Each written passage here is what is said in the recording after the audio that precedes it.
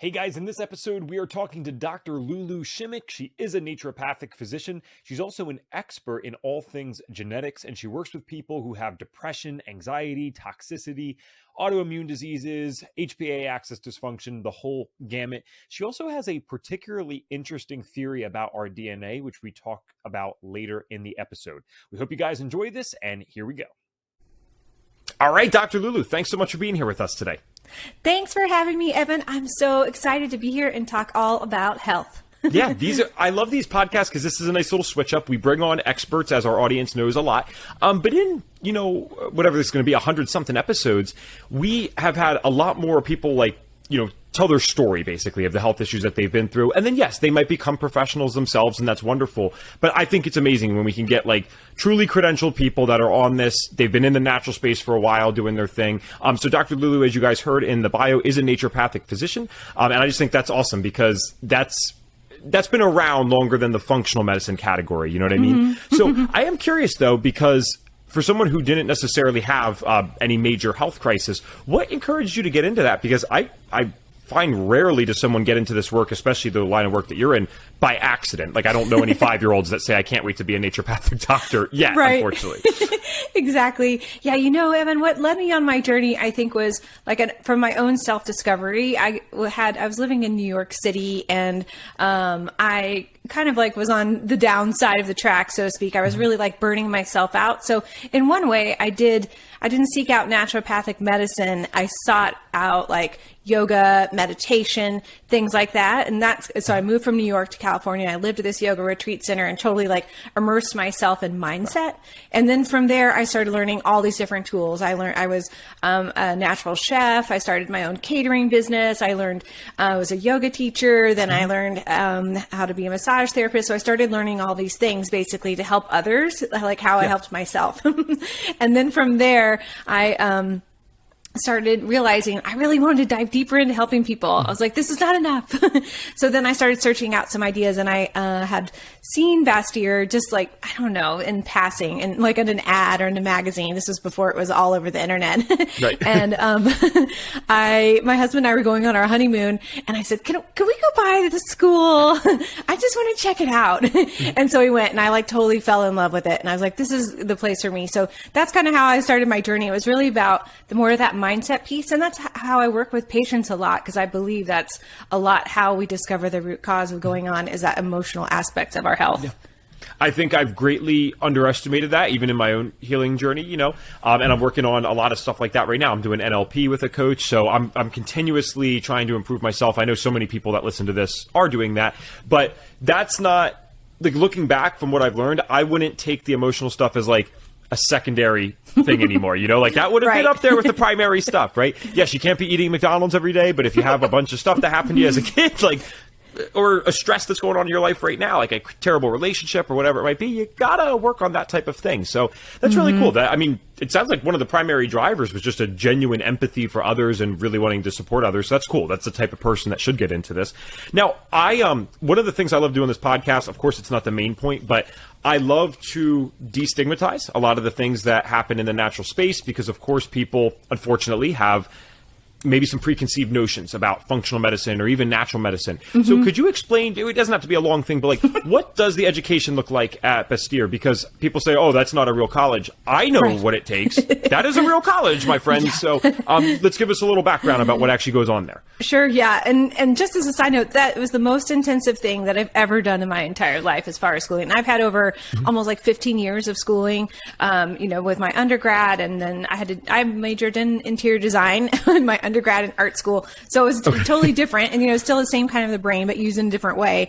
But then I had to go back and do all my prereqs. So I have a lot of schooling. So Bastyr, just to answer your question, when we look at them kind of neck and neck, if you put them side by side, an MD program and and the naturopathic medical program, in the beginning, it's very similar. We do, we have the cadaver lab, we have all of the phlebotomy, we have all of the science aspects. So that's really, we actually have more hours than an MD. Then when you go into the aspects of like nutrition. We have a huge nutrition program, and then we have all these other modalities. So when it comes to learning, let's say we're learning about gynecology, for instance, we learn all the natural tools to help with wellness in that category. Instead of it just being like the science-based, we learn both sides, the pharmaceuticals and all the herbs, all the nutraceuticals, all the supplements, everything for that specific condition, so we can treat the root cause instead of just treating the symptoms and suppressing the symptoms. So it's really, it's much, much more in depth when we go into our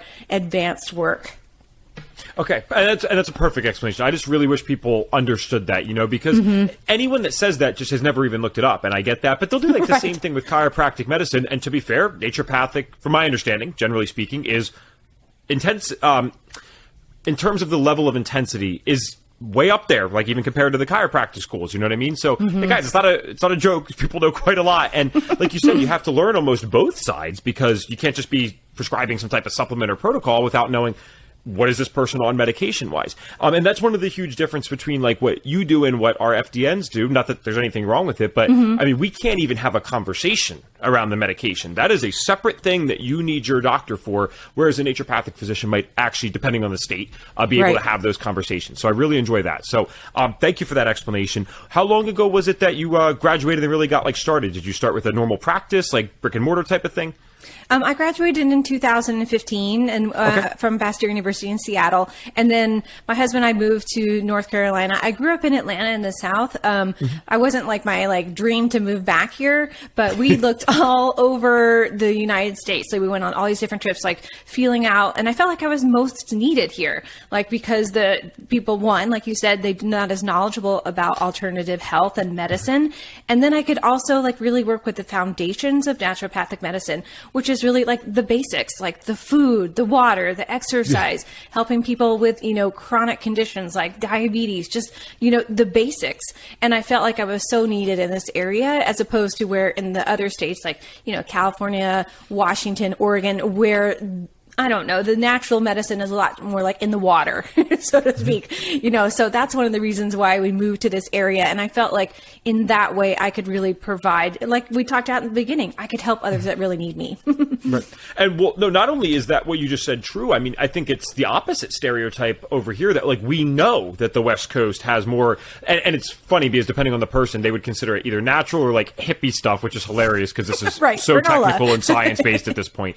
But yeah, you wouldn't know this about me. I found FDN. I live in Pennsylvania. And at 21, I couldn't find anyone that would really help me to the degree that I wanted to be helped in this area. So I went out to California. I had no plan. I just went with my best friend, and we started going to these random health meetups because there was so many. There was like more in like a 3-mile radius of San Diego than in the entire state of Pennsylvania, it felt like. It's so true. I grew up in California as a child, and I just remember like we lived in this little cabin like up in the mountains, and there was like mushrooms growing up in the carpet of my bedroom. Just like it is that natural feeling, but it's also people like just like they thrive on it. It is a very different mentality. It's like California's its own state, its own nation. Yeah, no, I knew what you meant, and like right. It's just anyone out there, even if they're not engaging with the natural stuff, is still clearly aware of where to get it. I mean, I couldn't walk through San Diego without seeing another health food store or a farmer's market, naturopath on this corner, acupuncturist here. It was like, wow, like I loved going there. I just visited recently with my girlfriend for the second time ever, and I just felt so good to be back, especially considering it was December. So it feels really good to be in San Diego. Yeah, it's totally good weather. Okay. So that aside, just to be clear, so you were taking patients one-on-one in the office. Is that something that you still do? Oh, yeah. So sorry, I lost track of that. Okay. So we moved to North Carolina, and I started my own practice, had a small practice, and then I opened a much larger clinic where I had 18 practitioners and just all different types of modalities. And then when COVID hit, I had to close the clinic because I couldn't keep it open. You couldn't see any patients, and all the practitioners like, bye, So I went private solo again, and now I just function as seeing patients virtually all over the world in a telemedicine aspect. And then I do programs. So I moved into this program model where patients can come and they work with me and with other people in a healing atmosphere, which I actually find is a much more like accelerated aspect of healing when you're in a group environment because you can relate and you can share. So I actually am enjoying it so much more than I used to. But now I'm working just one-on-one again, which I love, which is, cool. It's, I'm just not doing the physical aspect of actually working and doing hands-on treatment like I used to. Right. And for those that don't know, and I think this is probably more in depth than I even realized, I know that naturopathic physicians, can't they do like certain types of chiropractic adjustments even? Is that what you mean by the hands-on, or is there other stuff? Yeah, we have a year of chiropractic training in our program. Wow. So it's called physical medicine. It's like one of our toolboxes. So we learn all about the body and how to do adjustments and all the muscles and stretching. I mean, everything, because that's a huge part of how we work with patients. It's not only about, labs and looking at things. We work with the body, the emotional body, the physical body, the spiritual body. Like, it's all together. You can't separate them. Cool. All right. So I want to get into it a little more now. We got the background. I always love doing that. When you started working with people one-on-one, I know that you recognize the emotional thing, and perhaps that'll be the answer to this question. I'm curious, though, if you were seeing any common patterns of like major issues that were going on, because a naturopath is a lot different in a sense, business-wise than an FDN, because an FDN will be trained kind of to focus on one niche. Not that it's kind of ironic because we don't address anything specifically, right? FDN is a modality made for everything non-specifically, but for business sake, it's smart to be like, okay, like I help people with sleep problems, so I'm going to kind of focus there.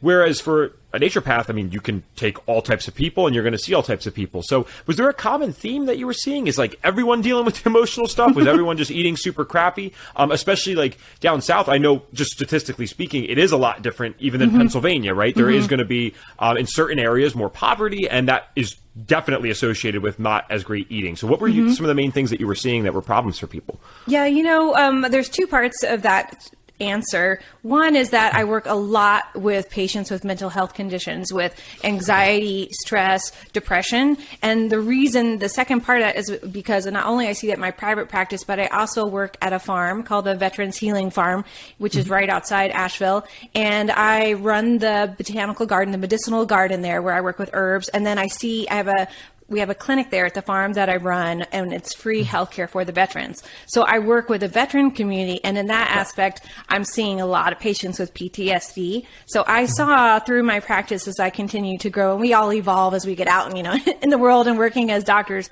But I found that was really a place where I enjoy helping people, is like discovering their newfound like joy, like releasing that depression, how to deal with stress.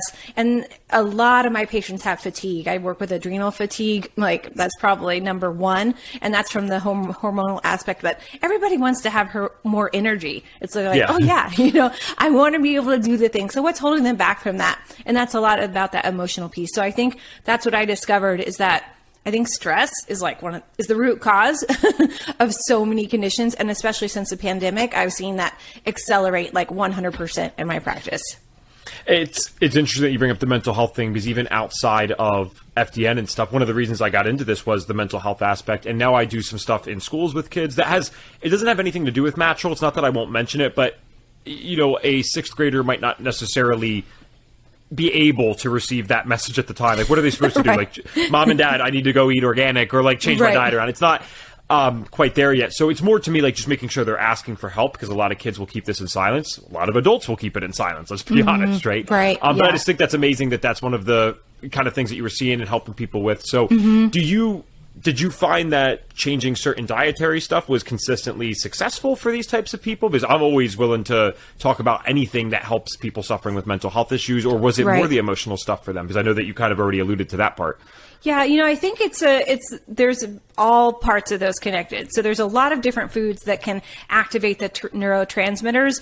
And so I work a lot with patients with looking at that nutritional plan or that dietary aspect. What types of foods are in there that are going to be activating the brain? What type of signals are they sending to the gut-brain connection? That is a big piece. And then also that emotional piece, and helping them dive deep into self-reflection, right? And so I have like my Own Your Own Power program that really dives deep into speaking your own power, especially women with the thyroid, and how do we communicate? Have we been able to express our truth? How do we communicate with our loved ones? And when we don't express ourselves, then that causes us to be in a disease state, because we're not living our truth and living from that, that place of health that we want to be. So it's really, they go hand in hand. I think that I love food. As I mentioned earlier, I'm a health chef, and I had my own business. And so I love teaching people about food, because it's like, people have lost the will and love for cooking. It's like they want to go buy something that's already made off the shelf. So teaching them about even the simple things like, yeah, when you eat this food, it actually activates this different part of your body and cell. It gives your brain, food and energy, and it can help you feel better. Right. Okay. I was wondering why, how the diet and emotional stuff might connect, because this is what basically happened to me. I had a really good life growing up for the most part, right? Nothing to complain about. And I don't even mean to underplay it. It's just like, no, objectively speaking, it was pretty damn good.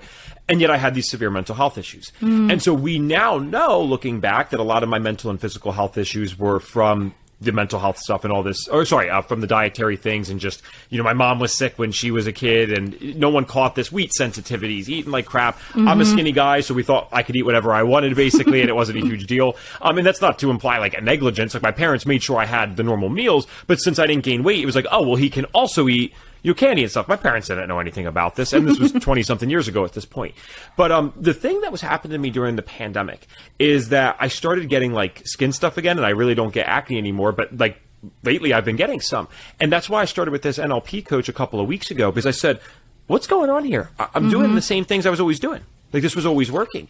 And what she kind of concluded already, because again, we're pretty new into the work, but she was saying, you know what, Ev, I think just hearing what you're saying, this pandemic, the tough emotions with this and what's happening, this is kind of re-triggering a lot of this stuff that came up for you in childhood and the middle school years. And so, yeah, you're doing all the right things biochemically. You're keeping all your same Ev habits. In fact, you're doing stricter than ever before. But the emotional stuff's coming up. And I don't think I'm someone who's naturally good at recognizing that. And I'm learning to be. And I just had this realization moment. It's kind of hilarious, because you think you would notice this about yourself. I'm like, I am so stressed just about the state of the world. It's not like my job's not great and the things that I'm doing aren't great, but it bothers me what's going on. I'm scared, right? Yeah, it's like, I'm a younger guy. I'm like, what is the world going to look like in 4 or 5 years? Am I going to be able to have kids in this world, right? Is my family going to be safe? And we don't realize, I think, all the time that we're taking that on. So let's say there's one person out there like me that's kind of relating to this last year. You're not the only one. Right. Where would you even start? Is there a general tip that you can give someone for that type of thing? Right. Well, first, I always start with doing a baseline testing, just like the basics, just, a CBC panel, a wellness panel, things like that. Then I want to see what is going on, if there's anything right off the bat that I notice. Then I'll usually do some functional medicine testing on top of that, seeing how the cells are functioning. And then I work with genetics. So I will do some genetic testing to see if there's a specific, like maybe there is a part of the body that's not functioning well as far as the genetics go, that we can look at that nutrition in a deeper way. Because there's a lot of genes that relate to the emotional aspect of the body. And when we look at the genetics, we can see, is there specific foods that are better for us or not as good for us? Or is there specific exercises or mindset? Some people, it will say, like in a genetic report, with your genetic makeup, if you're doing this type of meditation, it will really help for your self-care, something like that. And so I think that it's really multi-layered when we look at that piece when it comes to stress, but we need to really, it can be also very simple. Like you said, you're like, okay, yeah, I'm feeling the stress of the pandemic. Well, let's just look at some basics of how you handle stress, how you can manage stress. And that can be just as simple as doing breathing exercises. So it doesn't have to be like as complicated as I just mentioned, but sometimes if somebody's really in a deep state of stress and they are having a chronic disease, then I'll go down that road, diving deeper. But, we can just start with the foundations of health, and that really can shift things just tremendously in the very beginning. Yeah, and certainly I would say, even if we don't have to get to the complicated stuff right away. Oh, sorry, I guess I should word it this way. You always want to start with the basics before we start getting to the complicated Don't go like stuff, dive deep down to the crazy road, right? Because it can be expensive if you're also doing that way with a lot of tests that insurance doesn't cover. So of course I want to start at those basic levels, do the foundations of health, which most people can see a big shift in that. As soon as patients start to see me in my practice for the first visit, which is 2 visits. I start them immediately on my 3-week detox program. And that's how they start. They start eliminating all of those trigger foods and start bringing in foods that really start to nourish and nurture their body. And then if there's the mental health piece that's going along, say they're having a lot of anxiety, then I'll say, like, okay, let's bring in this other mindset piece. Let's put you on my 5-week mindset program, because then that helps them to really dive in. Okay, meditation, thinking about things, identifying stress. How do they deal with anxiety? How are they sleeping? Like, those foundations are so key.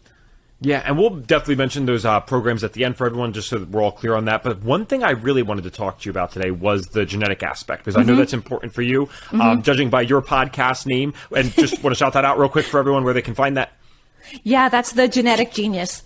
So yeah, I interview people all about different aspects of it. It's not just about DNA and the genetics, but I think there's a lot of different things we're learning. We're really on the surface when it comes to learning about genetics. And so my podcast kind of like dives deeper into things that people don't always think about. Cool. Well, and yeah, obviously, again, I could have waited till the end, but if I'm going to mention it, I want to make sure it's shouted out now. And it's a good name too. It's kind of a catchy name. Thank you. But the thing is with that, I wanted to bring that up today because we haven't really, it's amazing. Like I thought when I started doing this podcast for FDN, I'm like, oh, we're going to run out of things to say. And it's like, dude, you're out of your mind. Like when you live in our bubble that we live in, you forget how much knowledge and you're accumulating over the years. Like, no, we'll never run out of things to say. Yeah, and it's ever expanding. So yeah, no one's ever really come on here other than Dr. Courtney Hunt. She was episode number 90. You guys can check that out. And that wasn't the full thing, though. She was talking about genetics to some degree. But I'd love to spend like kind of the remainder of the time really touching on this. And you said something so important already. Like, we're just in the beginning. It's kind of in the infancy discovering this stuff, but it has validity. And I see a lot of like old school practitioners, they kind of dismiss it completely because at a time we really shouldn't have maybe been using it or trusting it 100%. But I know for myself, I sometimes utilize these tests. I've seen how well this can work. So from your perspective, how is this used? And I think one of the biggest things that'd be confusing even to a consumer in the functional health space would be like, well, a genetic thing, like, isn't that something that they would catch at birth? Because we're kind of talking about a different type of genetic thing here. So break it down. Give us the rundown. Sure. Yeah. So let's talk about the types of different testing. So there's like 2 categories that your listeners might be familiar with. One is like the ancestral DNA test, right? And that's going to test like all the DNA where you could be connected to people all over the different parts of the world, right? That's a different category. We're talking about the actual cellular makeup, your genetic pattern, and there's tons of different SNPs as part of those that genetic makeup. I mean, when we do the code, it's like sheets and sheets and sheets and sheets of different genetic numbers. So when we're looking at the DNA, at that genetic code, what it gives us a map to, it gives us a blueprint of our body and allows us to see deeper into it from that prevention standpoint. As it allows us to see, like I mentioned, different things, different components, how our body responds to different vitamins and minerals. Really important, because when we're taking the supplement, we want to know it's working. We want to know it's the right one. Otherwise, we're just flushing it right down the toilet. So that's one thing I think is really, I love about genetic testing, is that we can really dive deep into seeing that. And then nutrition. So are there specific foods like caffeine, for instance, that you are a slow metabolizer or you're a fast metabolizer. So there's specific foods that'll tell you like the way different diets that are nutritional plans that are actually better for your metabolism, which is really important. If I have a patient, for example, that like, no matter what I do, I can't lose weight. You know, that's very common. I work with a lot of women in that kind of like age group where they're kind of like stuck in that. And I went, well, let's do genetic testing and see if there's some genes that are out of alignment with your body, so to speak, that we can shift and help you to actually lose weight. And then there's the exercise perspective. So, you know, is hardcore cardio good for you? Or maybe you need more weight resistance. Maybe you need more relaxing things, you know? So I think it's really important because it gives people this like inside blueprint. They can actually like feel empowered. And that's what I love about working with genetics, because it's totally science-based, and we're learning more and more and more about it. Like there's new evidence coming about all the time. And, you know, another like side note is that if you don't, some people are afraid to have their genetic work done. Like, oh my gosh, everybody's going to know about me. It's going to be posted all over the the internet. They're going to use my data. I'm like, well, one, you can tell them you don't want that to happen. And two, it's like, they can't. It's against the law to use that data if you don't want them to, right? And so if you want to let them use it for studying and testing, that's great. They can use that. But, so if you're afraid, if you're listening out there and you're worried, like, okay, well, they're going to take my data and everybody's going to know what I'm like. I'm like, well, no, that's not true. But it can really help you to see. It empowers patients. It really helps them to discover a new way of health. And it's this new age of health that we're moving into. I think, as you know, you've been in it for a little while yourself. We're moving this whole state of prevention and wellness. We're moving out of the disease state, and working through the genetics allows us to see that. It allows us to see, like, and the other part of genetics is people sometimes are worried, well, it's going to say, like, you're more prone to XYZ, maybe celiac disease, for instance. That doesn't mean necessarily that that's going to happen for you. What that means is that from a prevention standpoint, maybe you need to be more aware of the gluten that you're eating. Maybe you need to be more aware of your thyroid, how those organs are relating to each other. So it empowers us with information to have a better health plan moving forward, and for longevity, to have this amazing life, the healthiest that we can be. Right. And I think, it's a slow shift, but society is moving towards this idea, like, wow, like preventative medicine, what a concept. Right. Oh my gosh. Instead of waiting until the person is actually full out in a disease state, we can actually do stuff proactively. And then, of course, many people find this, let's be honest, not even because of that, just because the conventional medicine way couldn't really figure their stuff out. That's typically how it goes on the Health Detective podcast. And I say this every episode that we mention Western medicine. Guys, no one here is against that by any means. We have conventional doctors come on literally all the time. But the thing is, it's a system that was created for specific things. And we are seeing new things in today's world where it doesn't work. And if the doctors can't figure out a diagnosis for it, there's nothing they can really do treatment-wise, because that's what they're trained to do. Yeah, their toolbox is so small and limited. Like, it's really limited. Like, they only get, I think, 20 hours of nutrition at the most. Like that. That's even that's on ones that are studying more. Sometimes it's even less. Like, just like one class.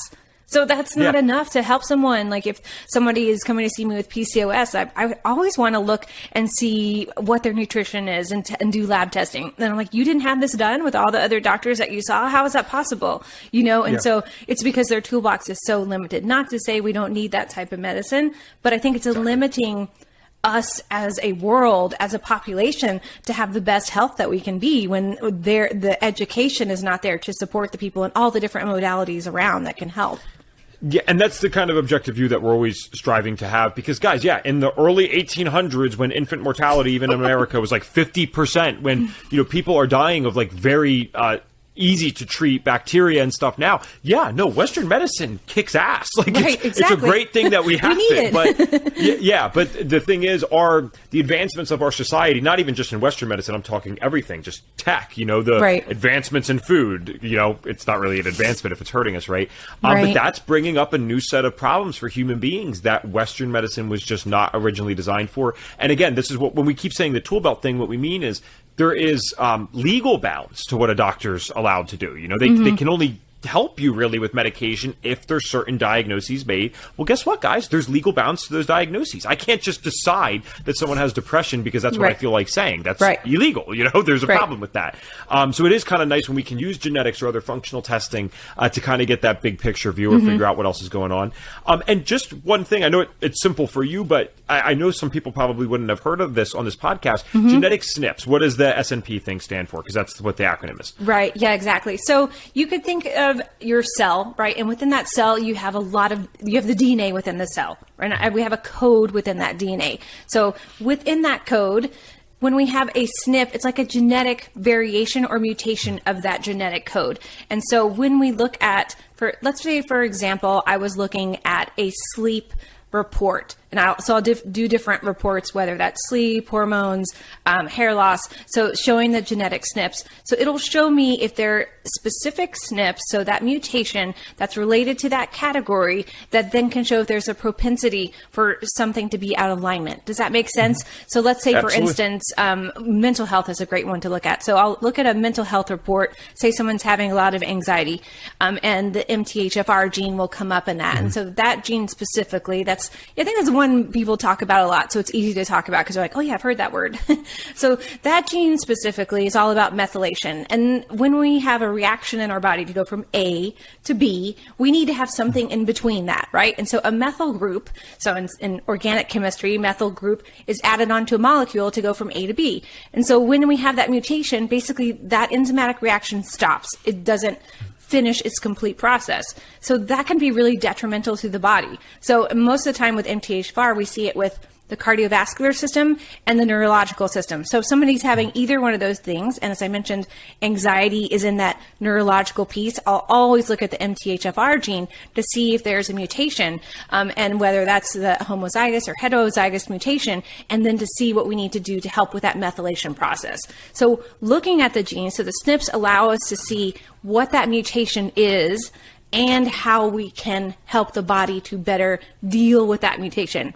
And I'm under the thought process. Now, this is kind of getting like more out there on the thought field. I like getting out there. Let's go. Yeah, that our DNA is fixable, changeable, and repairable. Now, the medical train of thought is that that's not possible right now. Like our DNA is fixed. Like when we come in, this is it. That's all you have to deal with. But I'm of the thought process that, no, I don't think that's true. I think we can change our DNA because our DNA needs to be activated.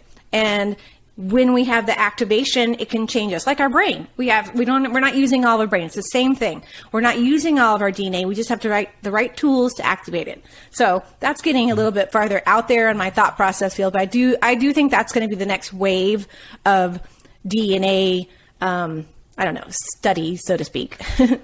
Yeah. Well, I'm actually really fascinated by that point, because is that different than the theory of like an epigenetic expression? Are you saying something outside of just a gene?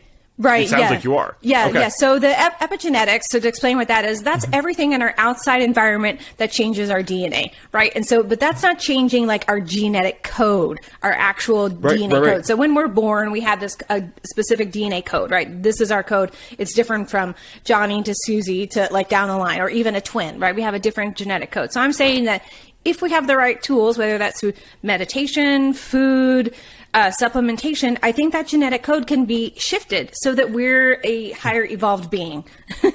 Wow. Awesome. Okay. And hey, here's the thing. This is what's because I've been involved in, the health space for about 8 years now, and you see new science coming out. It's coming out more rapidly than ever before, just because we have more resources as a world, right? All these different things. There's the internet, if it gets shared quicker, stuff like that. Right. It's humbling being involved in this space because, you really did make the best decision that you could at a given time, and then more information comes out or another study comes out. You're just like, wow, that was not optimal really at all. Or at the very least, it was like a half truth, and you realize there's this whole other side to this. And so I don't think conceptually it's far out to say what you're saying, right. because we're humbled all the time in science, right? Right. I don't know that I've heard that specific thing though.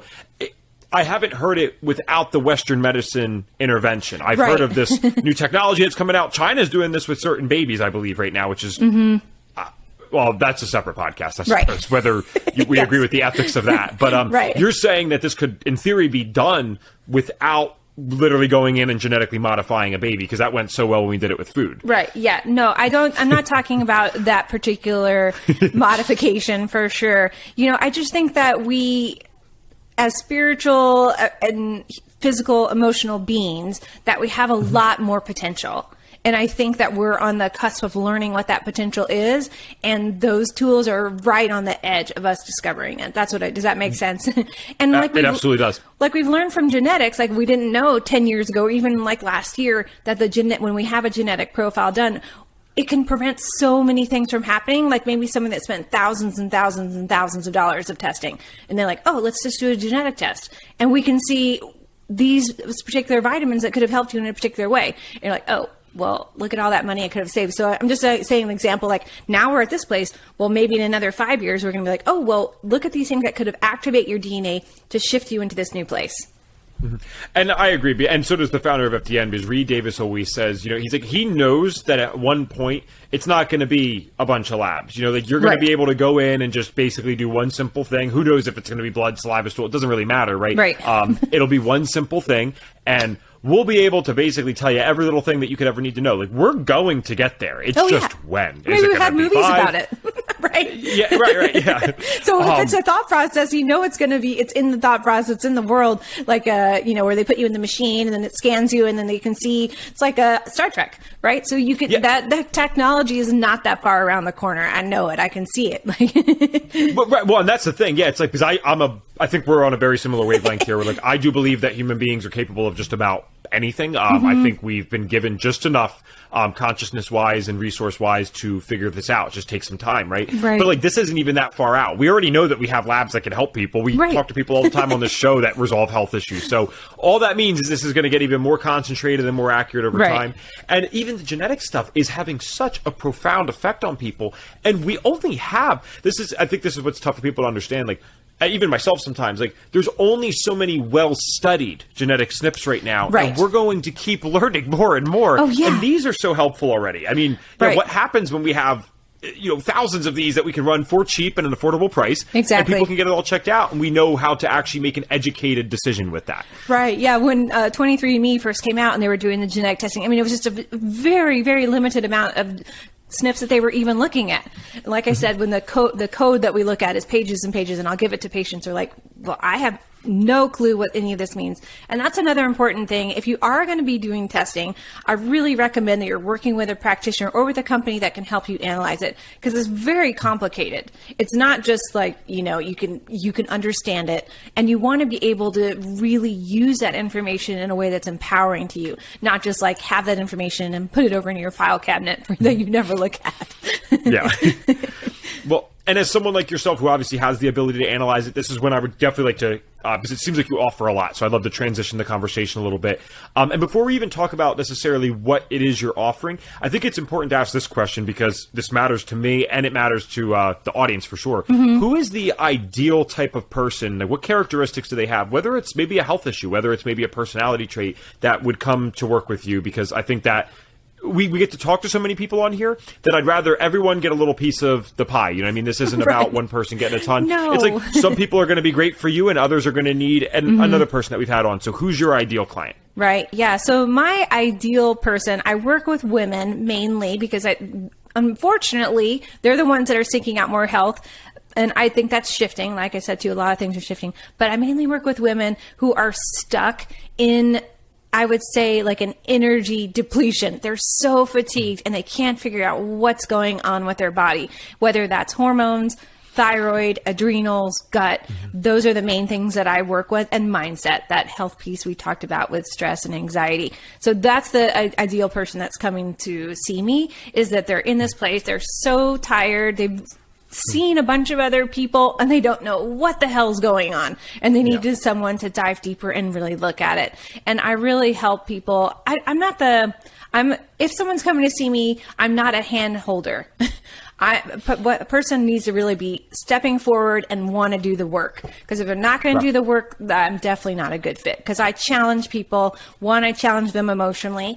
2, I challenge them physically. And 3, I'm going to make them do the work, whether that's journaling, meditation. Because the only way you can shift and move your health forward is if you take control. Yeah. And, I love that you mentioned that, because, I hope people take it to heart, because there's a huge difference. I think we all, this is my theory, at least from having worked with individuals or just seeing tons of individuals over the last 8 years, there's a difference between consulting and coaching.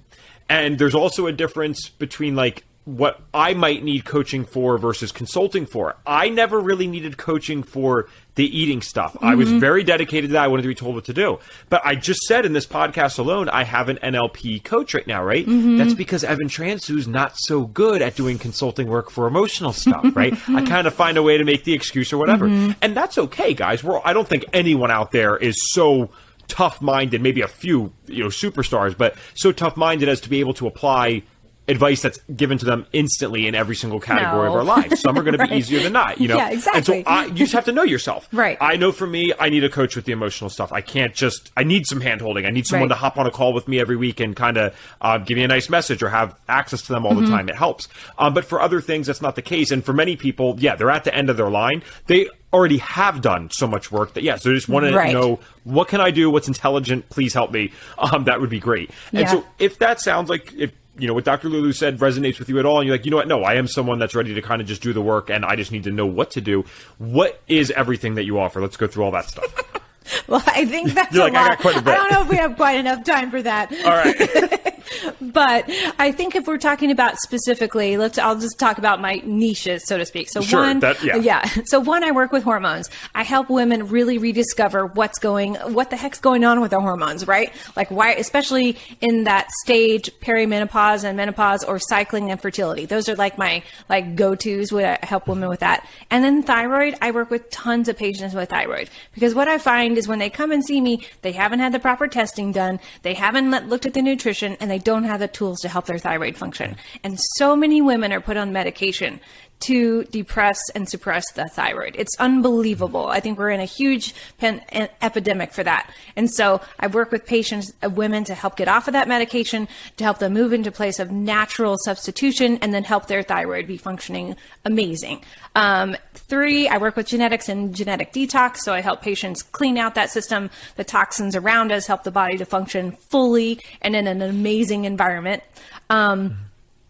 A gut.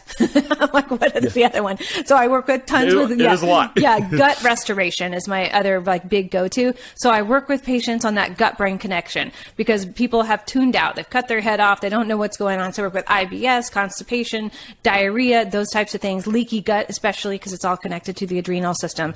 So that kind of sums it up in my little niches, so to speak. So I'm really helping from that hormonal perspective, helping to recharge the body, helping to ignite that system within patients. And those are the patients that seek me out.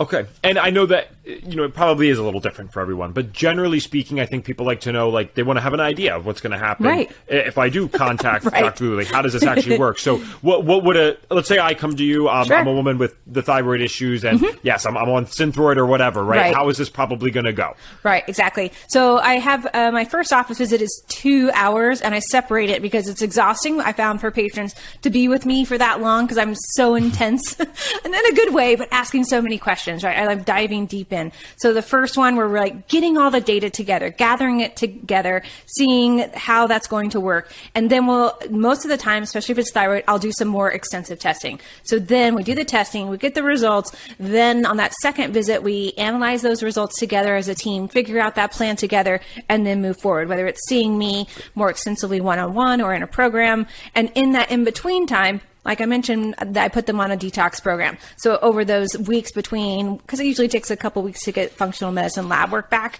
then they're detoxing. Yeah. So they're already starting to feel better. They're like, oh, you know, lots of times people forget what was happening in their body. They're like, oh, I forgot I had diarrhea. Well, maybe not diarrhea. Well, I forgot I had something. I know what you mean, though. You're right. Yeah, they You're forget. right. So that first initial visit really allows me also the time to go back like a year later and say like, hey, remember when you had this, all this is gone.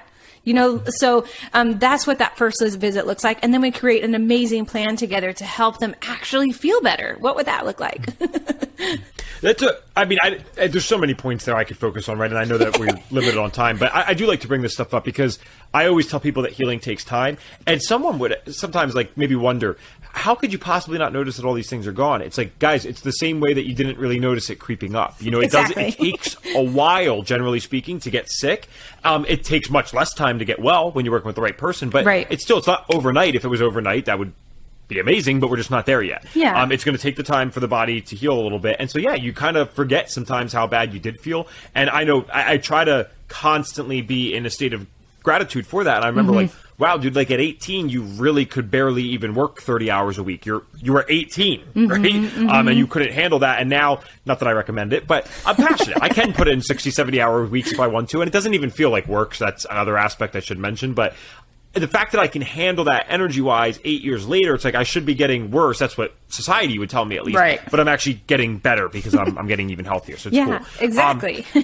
And before we shout out where people can find you, I definitely wanted to shout out the book as well. So let's talk about that real quick. Yeah. And yeah, this is a thick book, guys. Yeah, right. I wrote a book. It ain't like that. Right. So let's talk about what this is about and who it's for. Yeah, so this book is called Detox, Nourish, and Activate, and the first three letters are DNA, so it's all about the DNA. Nice. Let's go. And it's plant and vibrational medicine for energy, mood, and love. So those three subjects are energy, the adrenal system, mood, the brain and nervous system, and love, the cardiovascular system. So the book goes into those three specific modalities using interventions, herbs, aromatherapy, crystals, meditation, mantras, affirmations, all of those things to help activate the body, detox the body, and nourish the body on those three systems. And those are all connected. Those are the main ones that the co-author and I decided that the book should address, because everybody's wanting to shift and change their brain and how their nervous system communicates, and the heart. We need to open the heart and then the energy from the adrenal system. So the book is really for someone who's ready to take things to the next level and feels stuck in where they're at and wants to make change, because we guide you through the whole book. It's got how's the abundance in your life, how's your grief, how's your energy, how's your trauma, how's your family tree. I mean, it's really goes deep into all the aspects, the physical, emotional, spiritual aspects of the body. Amazing. All right, cool. Well, where can people find you if they're like, hey, I want to work with her, or at least buy the book or check out the podcast? Where would be the best place for them to go? Sure. Yeah. Well, Instagram is a great way, and that's Dr. Lulu Shimek, Shimek, because on that you can tap my bio and everything is on there. So that's a really easy way to find me. But you can also go to my website, which is doclulu.com, Doc Lulu, like what's up, Doc, and everything Nice. is there too. So it's got programs, and I have lots of free stuff because I empower my patients to take charge of their own health. So there's webinars and guides, things to help you really focus and feel good about yourself. Cool. All right. Well, that time flew by, but I want to finish up with one more thing. And this is the signature question on the Health Detective podcast. And I know I always have to word this correctly, because any good functional or natural practitioner knows that there's individuality out there, right? So with that said, if Dr. Lulu got a magic wand, we gave you one, and you could get every single person in this world to do one thing for their health, or get them to stop doing one thing, what's the one thing you'd get them to do? Meditation, hands down. No, there's no other thing that can shift your life as much as meditation, because you're really going inward, listening to yourself, discovering about yourself, and calming the entire body. When we're in that place of rest and peace, we can see unimaginable change. All right, Dr. Lulu, thanks so much for being here with us today. Thank you so much for having me, Evan.